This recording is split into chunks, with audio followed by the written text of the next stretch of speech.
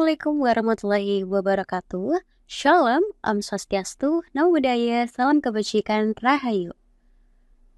Pada kali ini dengan saya Berta Dewi dengan NIM 13122000108, yaitu dengan mahasiswi Prodi Ilmu Hukum, Fakultas Hukum Untak Surabaya.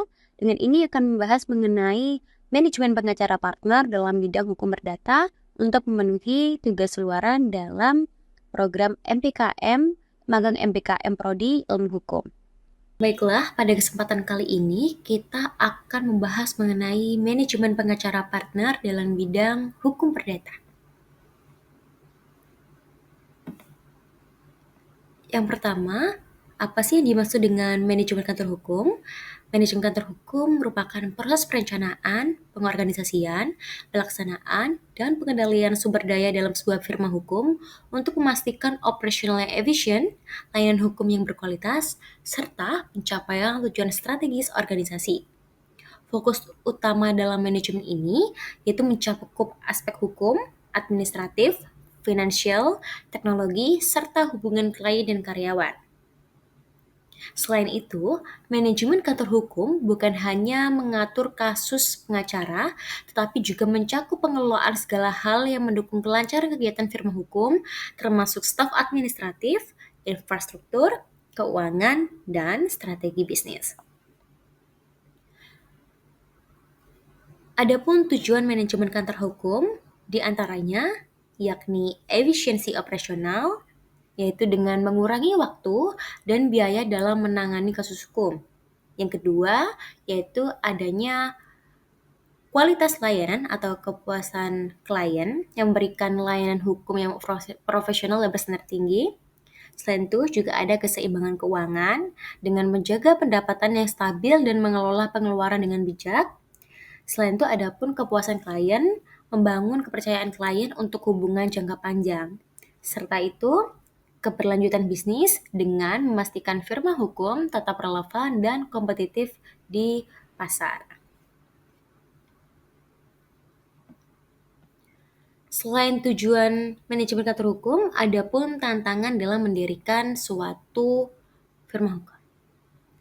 Yakni yang pertama adanya persaingan pasar.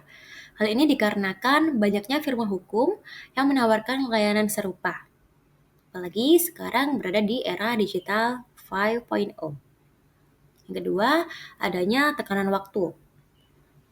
Hal ini dapat diatasi dengan mengelola tenggat waktu ketat untuk mengatasi banyak kasus sekaligus. Yang ketiga, yaitu adanya kompleksitas hukum dengan beragamnya jenis kasus dan perkembangan regulasi hukum. Yang keempat, yaitu adanya pengelolaan staf dengan tujuan menjaga keseimbangan antara tuntutan pekerjaan dan kesejahteraan staf. Dan yang kelima, yaitu adanya perubahan teknologi, seperti yang tadi dibilang, bahwa sekarang merupakan era digitalisasi 5.0, di mana sekarang banyak platform yang menggunakan untuk memasarkan kantor hukumnya dengan cara yang digital. Hal ini dapat kita sesuaikan dengan teknologi baru yang memengaruhi cara kerja hukum. Selain itu, tadi sudah dibahas apa itu manajemen kantor hukum. Lalu kita akan membahas secara lebih rinci mengenai apa itu managing partner atau pengacara partner. Pengacara partner merupakan pengacara atau advokat yang bekerjasama dengan kantor hukum yang memiliki jam kerja yang fleksibel atau freelance dan tidak terikat. Pengacara partner mendapatkan upah setiap kali menyelesaikan penanganan perkara. Ketentuan upah untuk pengacara partner merupakan kesepakatan bersama dengan kantor hukum. Selain itu, pengacara partner harus memiliki keahlian seperti pengetahuan hukum yang mendalam, yaitu dengan pemahaman mendetail tentang hukum perdata dan praktiknya. Yang kedua, dengan kemampuan manajerial, yakni terdiri dari kepemimpinan, pengorganisasian, dan pengambilan keputusan. Dan yang ketiga, ada pun keterampilan komunikasi yang dilaksanakan dengan kemampuan bernegosiasi dan menjelaskan strategi hukum kepada klien dan tim. Dan yang keempat, yaitu kemampuan analisis, yaitu dengan mengidentifikasi risiko hukum dan peluang dalam menangani setiap kasus. Selanjutnya, bagaimana sih penyusunan estimasi nilai proyek berkaitan dengan penanganan perkara hukum lain? Yakni, hal ini dibagi menjadi 12 hal. Yang pertama ada jenis perkara, estimasi jumlah sidang, kompetensi relatif atau wilayah, kompetensi absolut, transportasi, fee advokat, biaya penyusunan berkas perkara, administrasi, upaya, penanganan perkara di luar pengadilan, proses hukum perdata sebelum di pengadilan, investasi kantor 20 hingga 30%, serta biaya tidak terduga. Dengan itu, mari kita telaah lebih lanjut mengenai hal-hal tersebut.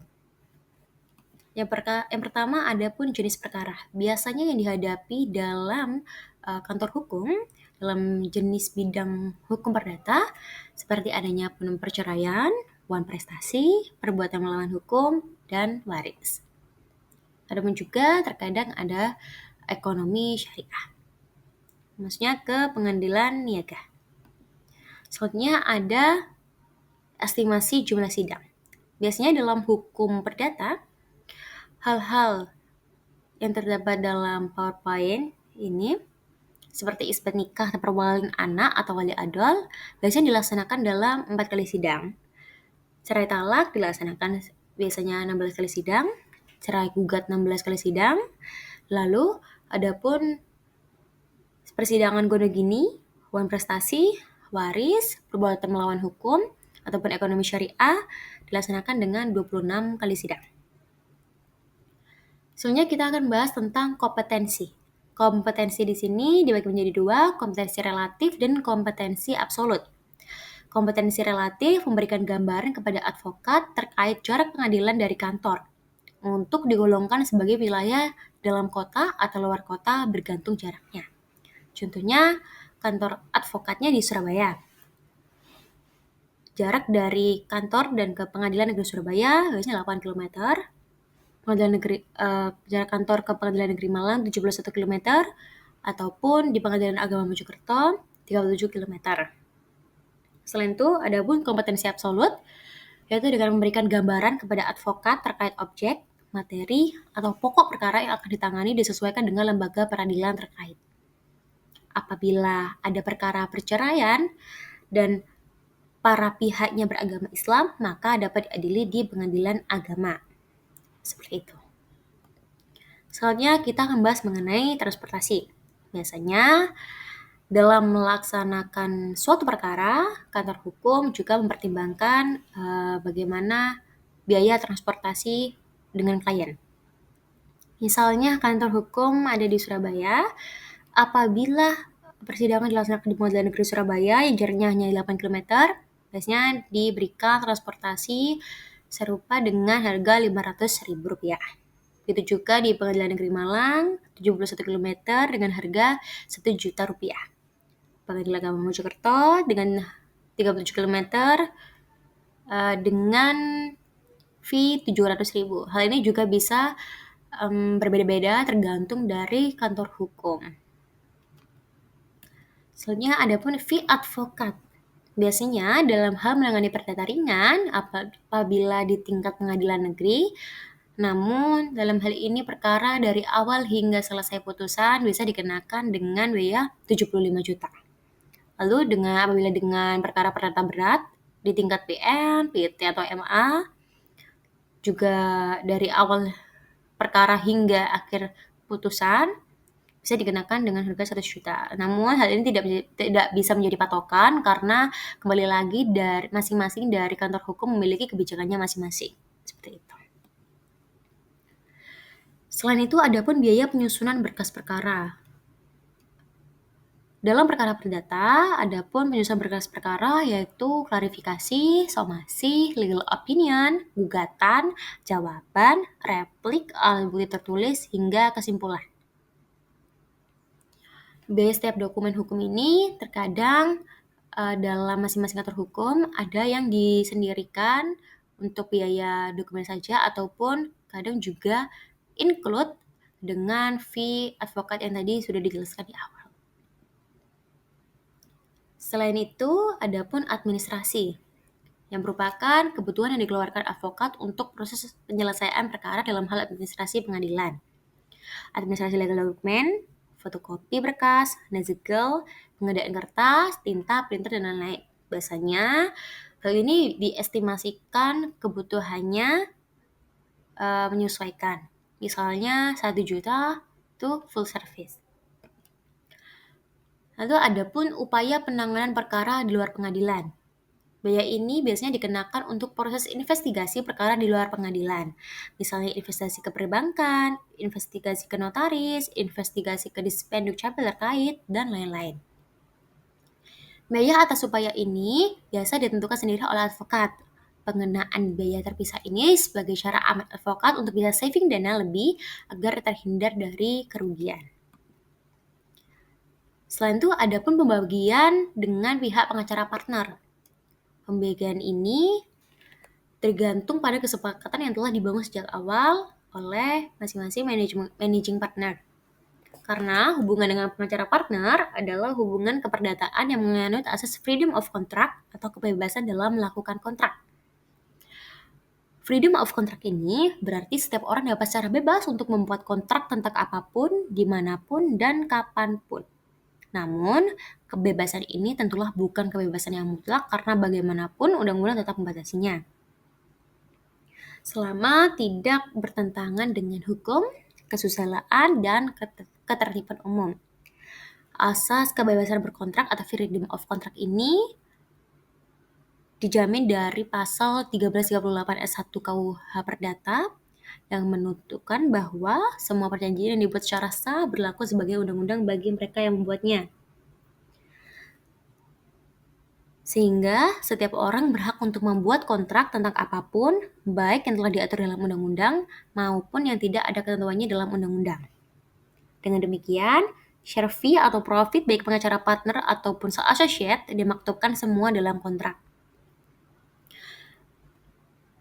Nah, berikut merupakan sebagai bentuk perjanjian secara tertulis dari advokat hukum dengan pengacara partner. Itu dengan diberikan adanya MOU perjanjian kerjasama advokat partner. Dapat kita lihat bahwa dalam MOU perjanjian kerjasama advokat partner ini terdapat secara jelas dan terang benderang disebutkan bahwa pihak pertama dan para pihak selanjutnya siapa. Adapun maksud dan tujuan, objek dan ruang lingkup kerjasama, bentuk kerjasama, hak dan kewajiban para pihak, dan adapun biaya transportasi, pembiayaan, jangka waktu perjanjian kerjasama, penyelesaian sengketanya bagaimana, hingga penutup. Sehingga dengan adanya managing partner ini juga menjadi hal yang efisiensi dalam melaksanakan penegakan hukum namun tidak memiliki kantor hukum. Seperti itu. Dan ketentuan managing partner ini bisa diberikan kepastian hukum karena adanya perjanjian kerjasama antara kedua para pihak, yaitu kantor hukum dan advokat partner. Baiklah, segitu dari saya. Saya Berta Dewi. Terima kasih telah mendengarkan pemaparan atau video edukasi tentang manajemen pengacara partner dalam bidang hukum perdata untuk memenuhi tugas luaran video edukasi magang MBKM Prodi Ilmu Hukum periode 2024. Terima kasih. Wassalamualaikum warahmatullahi wabarakatuh. Baiklah, berikut penjelasan dari saya.